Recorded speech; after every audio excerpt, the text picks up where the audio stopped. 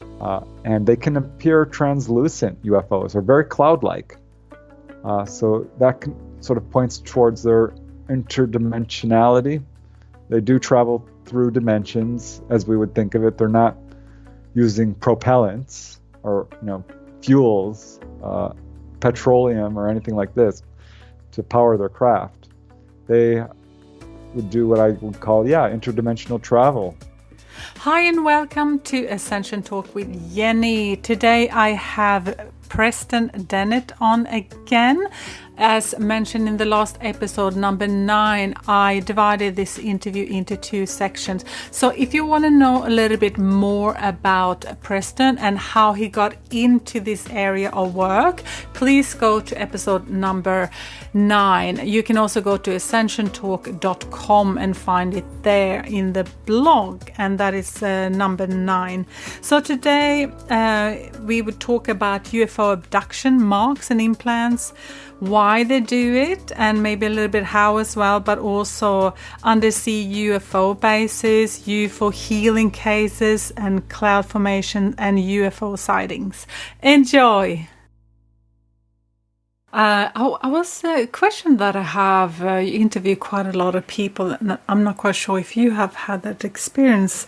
I've had some of the marks after I've had like lucid dream or whatever you call it, or very real dreams that I've woken up with marks on my body. And yes. Have you had any experience, or do you have any people you have interviewed that have had that experience? Anything that really pops out for you? And if you have views of why they do it? Because I think there's different kinds of the ones that did it on me. They said it was for humankind, and I was pretty angry with them because I've always been really afraid of doctors my whole life. And I could be Yeah, I'm right there with you. I'm not a big fan of going to the doctor, and that's something we definitely see with people who are having contact, because initially I think it can be very scary. It can be very scary for people, and for that matter, not all contact is puppies and rainbows. For some people it's a difficult experience. It can be traumatic. It can leave them with PTSD, post-traumatic stress disorder. But on the other hand, there's also a very benevolent side. And marks on your body are fairly common. And this can take many different forms, such as bruises, or like bruises in the shape of finger marks even, like on your arms, where they're apparently holding you down or something. But scoop marks, very much like what we'd see in an inoculation or a biopsy. And triangular marks, all kinds of like little puncture wounds or needle marks. There's a wide variety of these sort of marks that will appear on a person's body. And also what I would call, I think these are the result of implants. And by that I mean some sort of device placed inside a person's body, which sounds a little, concerning, to say the least. And this turns up with a lot of cases. People I interview who have had an onboard encounter will go to the doctor, and the doctor's like, well, this is interesting. What's this up your sinus? You have a little object, or have you had surgery? There's some sort of metal pin in your foot. Or one guy had a round sort of BB-like object under his molar. It was actually more like a marble. It was fairly large. And I hear this over and over and over again. And I'm like, well, what are implants? What are implants? Is this good for us? What could this mean? And there's been a lot of speculation about this, and a lot of sort of people just running their mouth, I guess, without any real backup evidence to support it. And I started really looking into it. Like, what are these for? Because the main theory was like, oh, it's mind control. It's tracking. And I have talked to people who asked the ETs directly, what is this for?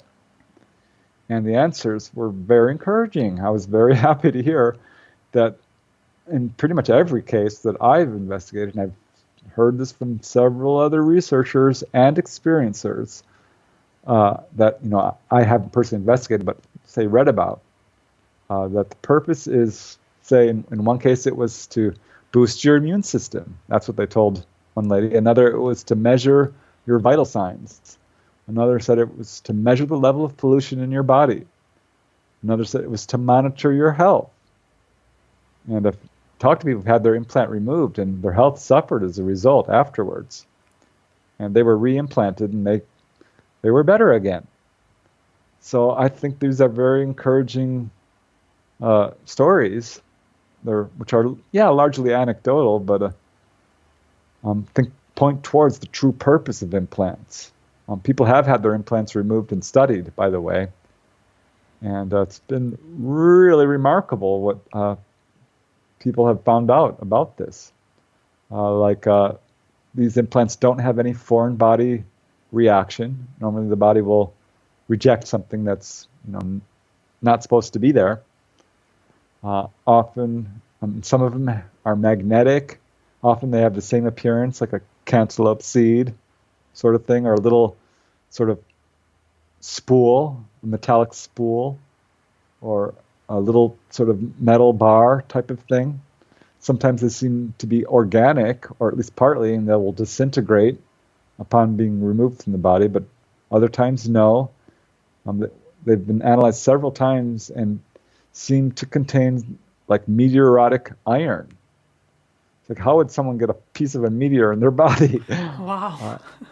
Often there's no entry wound or any sign of how that got there. ETs do have the ability to heal cuts. We haven't even started into the whole UFO healing subject, but yes, please. That's where I'm going. I'm kind of can feel we're going that way. That would be very interesting because you have two books that you read. Like one of the first books that you did about the heal was it's called UFO Healing, and also the other one, Healing Powers of UFOs Healing of UFOs. And you got heaps of cases in there, and could you just talk a little bit about that and one of the some amazing cases that you I would love to. Yes. And because this doesn't get a lot of attention, I know, which is it's unfortunate. The media and humanity in general is a little bit fear-based, and I think there's a lot of attention towards the more scary abduction accounts, when in fact healing, I'm absolutely convinced of this, and I can back it up. Healing is one of the ET's major agendas.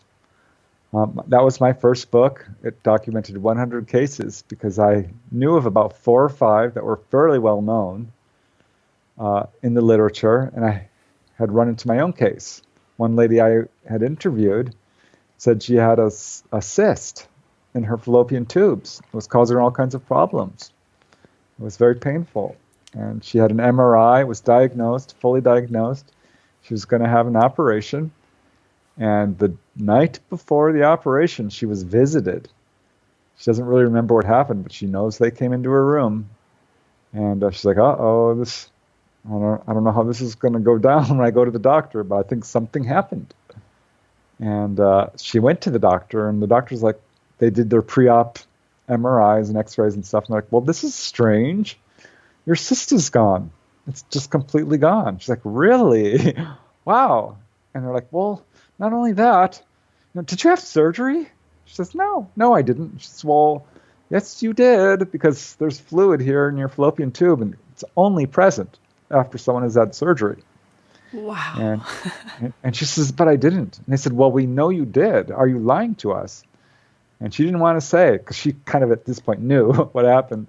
She's like, no, honest, I didn't. And so they were pretty upset, and she was certainly relieved, and they sent her home. And that's when I started looking into UFO healing cases, because I knew about a doctor in France who had been struck by a beam of light and healed of 2 conditions. He had cut his ankle with an axe 2 or 3 days earlier, had a huge gash on his foot. Oh my God. And he's struck by a beam of light and wakes up the next morning. That cut is gone. I mean, there's no trace of it, not even a scar or anything. And he was partially paralyzed from injuries received in the Algerian War years earlier. He had to give up piano playing. He was a professional piano player. That was gone too. He could start playing piano again. I'm telling you, they love musicians. And he was actually a medical doctor. And I'm like, wow. I knew of a case involving a Peruvian customs official who went out onto his veranda and saw a UFO pretty high up there, 1,000 feet or so. And it sends down this violet beam of light, which strikes him on the head and chest. And it dazed him, left him a little disoriented, and the beam retracted and it zips off. And he was very nearsighted, suffered from pretty severe myopia, and he had to take off his glasses to see. And his vision was perfect following being struck by this beam of light. He also suffered from rheumatism, and that cleared up over the next few days and weeks. And I'm like, wow. And I knew of another case that was pretty well known. 2 police officers in Texas were driving along, and this UFO showed up. A large craft was very low, hovering over a field right next to them. Scared them pretty bad, and they were struck by a beam of light. That's often how this happens. Some people are taken on board and healed. Some are visited in their bedrooms. 10% of the cases actually occur in a hospital room. No kidding. ETs will visit you in the hospital. But in this case, they were struck by a beam of light while in their police cruiser. And they raced off. They were terrified. And as soon as they were out of view of the UFO, they pulled over into a diner. And they were all breathless and discussing what happened, when one of them noticed that his finger wasn't hurting anymore. Earlier, he had been bit by his son's baby pet alligator and had a wound on his finger. And it was all inflamed. It was very swollen, very painful, and bleeding. And it was all bandaged up at the time. And he's like, gosh, it's not hurting at all. And he pulled off the bandage and couldn't even tell he'd been bit. The wound was gone. So that's how it sort of started for me. I'm like, well, let's dig in. Let's see if there are any other cases I can find. And I found 30 very quickly. I'm like, well, let's dig deeper. And I ended up finding about 100. This was way back in 1996. And I put out a book, the first book ever on UFO healing cases. And ever since then, I've been getting case after case after case. Every time I speak on the subject, someone's like, that happened to me. I was healed of an infected tattoo. Oh, they cured me of blindness. They cured me of deafness. They removed my warts. They cured my kidney stones. And I'm telling you, they have cured everything from colds to cancer. People have been cured of diphtheria, tuberculosis, diabetes, 30 cases involving cures of cancer, but back pain, small cuts or bruises, broken bones, liver disease, kidney disease, heart disease, flu or influenza, stomach ache, jaundice, hepatitis. I could go on. I've got 300 documented cases. I think it's way, way more than that. Most people don't talk about this. And I can tell you unequivocally that most major researchers have uncovered cases like these. Mary Rodwell, she's based in Australia. Let's see, Timothy Good, he's in England. Barbara Lamb, Yvonne Smith, the 3 big guys, Bud Hopkins, John Mack, David Jacobs. They all have cases. Most major researchers have uncovered multiple cases of this kind. I think it's amazing and also a good topic to bring up, because when a lot of people talk about encounters, sometimes it's a little bit scary area for a lot of people, and I think there's so much positivity there. And so I was wondering if we, in terms of seeing ships, and I've seen a lot of cloud formations, and I've also seen UFOs, what's the difference, you reckon? Oh, no, that sounds really Australian, reckon. Like Swedish Australian, reckon. What's the difference with a cloud formation that looks like a UFO and an actual UFO? Yeah, it's very interesting because UFOs do have a tendency to sort of hide in clouds. And there's a cloud formation that's called a lenticular cloud, which is very much saucer-shaped and can fool people into, like, maybe that's a UFO. No, there's saucer-shaped clouds for sure. But absolutely, clouds, anomalous clouds can appear. And you can tell because they've got little lights perhaps blinking inside of them, or they're glowing in some way. Or if you're driving along and you come into a very bizarre sort of fog bank, they can create fog. And yeah, they use clouds, I think, to sort of hide behind sometimes.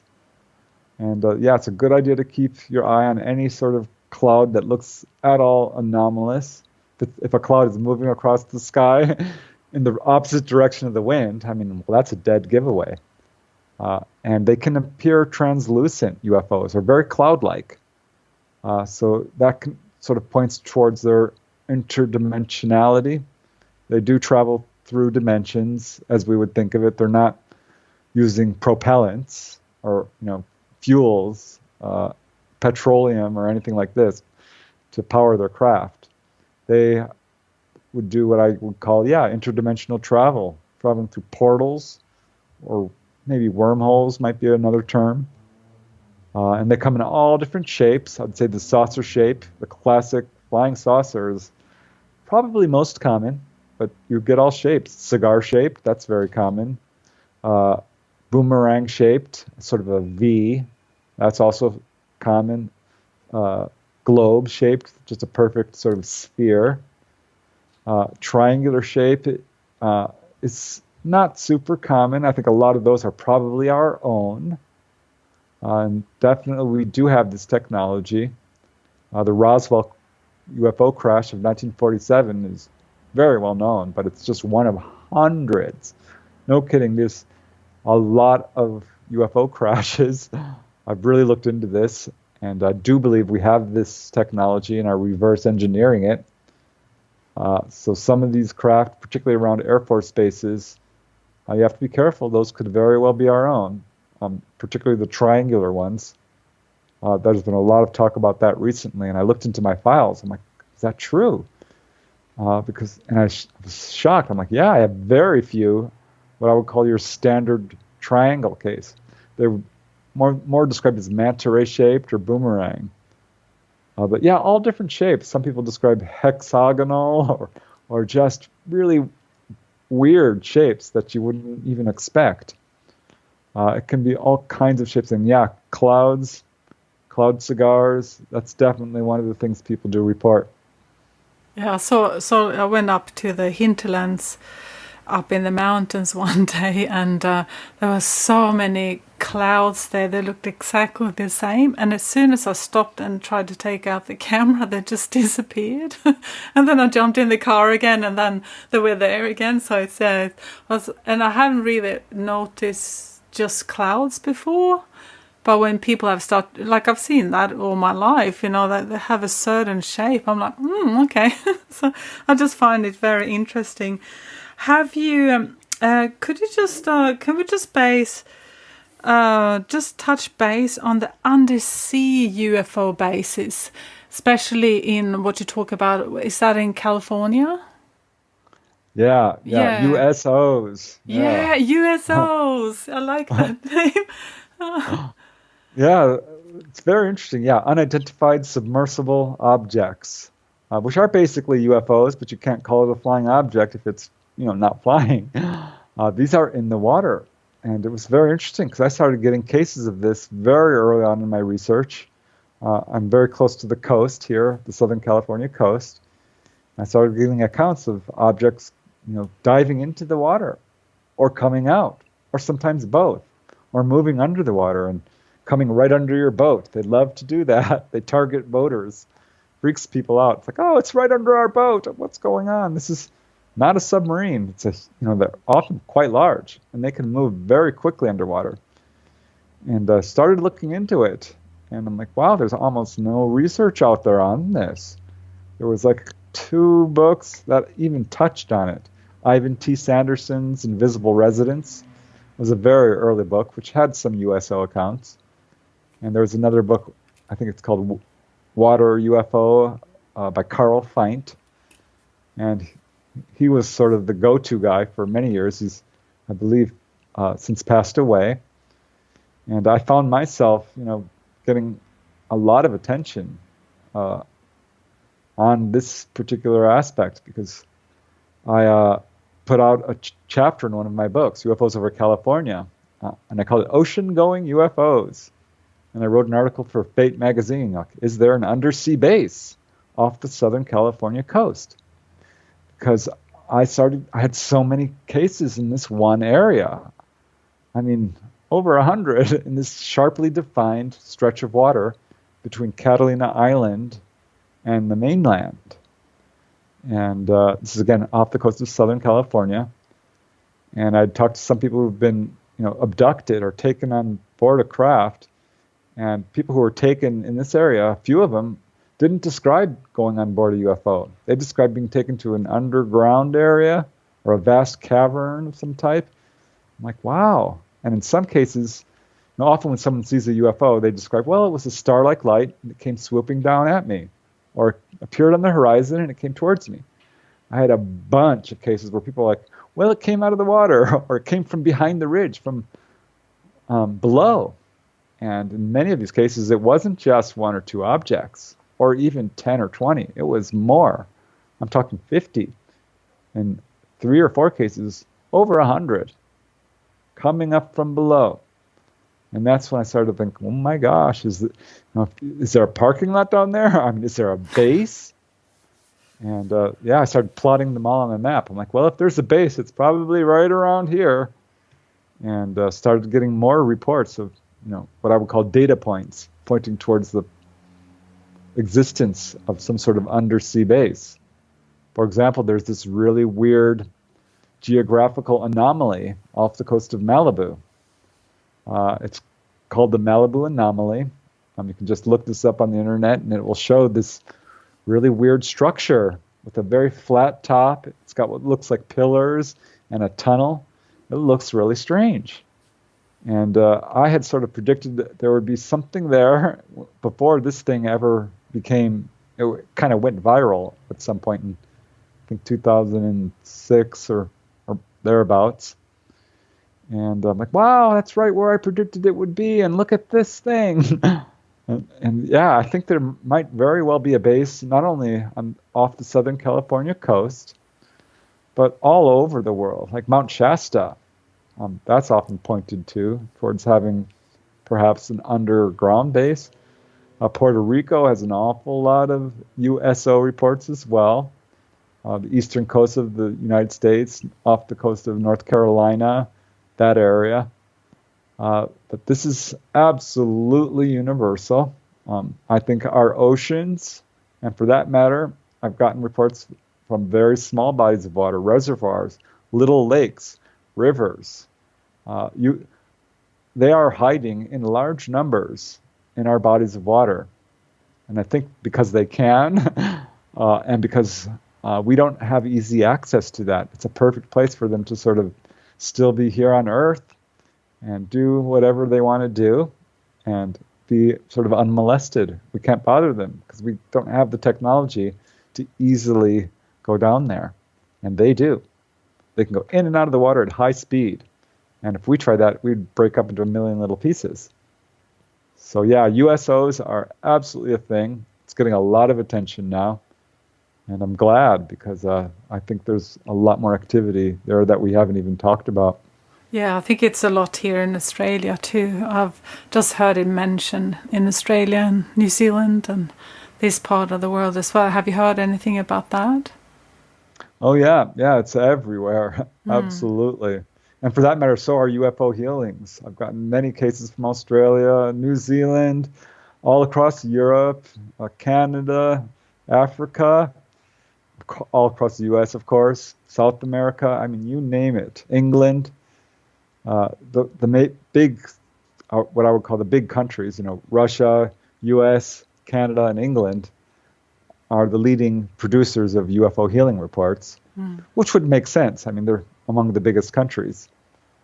Yeah, absolutely. This is a worldwide phenomenon. Oh, that's awesome. How about one that I'm very curious about? I'm going to try to wrap it up, otherwise we'll go a little bit too long. Maybe I can have you back another time in the near future, because you got so much knowledge. And so how about, because when I talked to Christine, when I did the interview, I think that was the interview number 6, I think it was, she mentioned that about Versa Verdis in New Mexico, about the Native Indians that, Native American Indians that just disappeared. Is that, do you know anything about that? Is that any related with UFOs or? Yeah, I think it might be. The Native What's Americans. Your angle? Yeah. Yeah, I've interviewed some Native Americans. By the way, Christine does have Native American ancestry as well. And they have a really interesting viewpoint towards this whole phenomena. They look at it as very benevolent. And the people I've interviewed who are Native American have had wonderful, wonderful encounters. By the way, being taken on board can be scary, but I find no evidence of what I would call like sadism or torture, or just the horrendous behavior we so often see among humans. It'd be much easier to prove humans are hostile than proving ETs are hostile. And the Native Americans have this wonderful relationship with the ETs. They call them star people. There's a wonderful researcher, R.D. Sixkiller Clark, who has put out 3 books, and I just love her because she's clearly sincere and objective, and I don't think she's putting out any disinformation or misinformation, which is absolutely a problem in this field. There is a cover-up, and there's a lot of sort of trying to slant the subject towards the fear side, and it's not true. These are not people we should fear, and the Native Americans certainly don't. And there's been tribes of Native Americans that have just disappeared. That happened up in a big Eskimo village. They're gone. And I think that the Aztecs and cultures have just disappeared, and we're like, where did they go? And we have a big problem right now with missing persons. A lot of people are disappearing from our planet, and we're not able to track them. And it's far larger than it would be accounted for just your average missing person or runaways or, crime, that type of thing, kidnapping. People are missing from our planet in fairly large numbers. And this is getting some recent attention now. People are waking up. And I have to tell you, I think I know what's happening. I think they are being evacuated. There's a possibility we're up for some real rough times on this planet. I've talked to a number of contactees who are sure as dollars to donuts that this is exactly what's happening. They've been told this. And one lady I interviewed, I call her Lynette, and she was told directly by the ETs. She's talked to her full-grown hybrid son, who came and met her and says, "Yes, I will always watch over you. You will never be harmed, and you need to tell people to stop eating meat. Go towards vegetarianism. You don't need to eat meat to survive. Tell people to stop putting out greed and negativity because you're going to destroy your planet like we did." And they told her, what you thought was angels, a lot of that was actually us throughout history.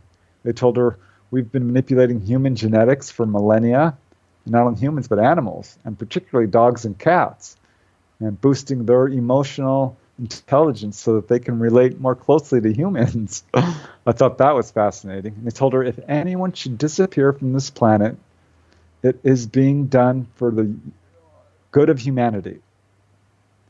I'm like, wow, because I've talked to a number of people, contactees, who said that this could happen or has happened. I talked to one lady from Louisiana who was involved in an incident involving a volcanic explosion. It's a very well-known explosion. The Nevada del Ruiz volcano in Colombia exploded in 1985. Well, she was there in a UFO before the explosion, scooping people up out of the town of Armero, which they collected like 2,000-3,000 people or more into this UFO. And then the volcano exploded and buried this town of Armero in 50 feet of mud. And the official death toll was some 23,000 people. And I'm going to take that death toll and lower it down to about 20,000 or perhaps less because of what this lady, Pat Cates, told me of her experience of assisting in a UFO rescue operation, I guess you would call it. So yeah, people are being taken off this planet, and the Native Americans, I think, as well, do have a special relationship with them. And probably, yeah, there's a lot of planets out there. The world is not what a lot of people think it is. I think a lot of people are going to be very surprised. And certainly our government knows this, and I'm very pleased to see that we're taking steps towards disclosure. And I think once that happens, we'll have open official contact, and everyone will know that this is a real phenomenon, and it won't be a, quote, mystery anymore. Yeah, I think a lot of people already know that, but they're kind of just waiting for everyone to, or like the government to disclose it. But I think it might also make a lot of people panic, people that not really awake yet. But I was wondering, in terms of how do you ground yourself, Preston? Like, how do you, keep yourself leveled in this crazy time we live in? Yeah, it's not easy. Particularly, the past couple of years have been real rough, I think, on everybody. But meditation is a wonderful tool. I think this is something that all what I would call enlightened masters talk about. It's the one thing that's pretty much universal in all religions. I think people who are, in fundamentalist religions are going to have a real hard time when the ETs show up, because it's going to crack their belief systems wide open. But yeah, I do like gardening. I think that's something we should all get into. It's very relaxing and very meditative and very helpful for our planet.